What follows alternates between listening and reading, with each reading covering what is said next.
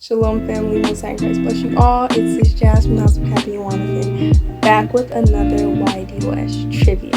The topic of today's trivia will be about an up and coming high holy day, which I pray we're all excited and ready to get our feast on for, which is the Feast of New Moon. What scripture states, blow up the trumpet in the new moon, in the time appointed on our solemn feast day?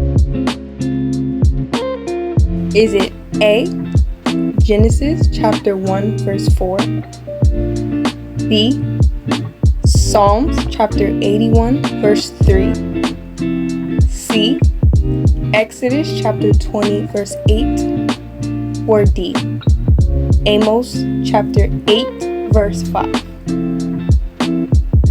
If you said that the answer is B, you are correct, which is Psalms chapter 81 verse 3. If you got that correct, all praises to the Most High. If you didn't, here is the scripture for you to read. Psalms chapter 81 verse 3, which is stating that the new moon was given to us from the Most High as a solemn feast day.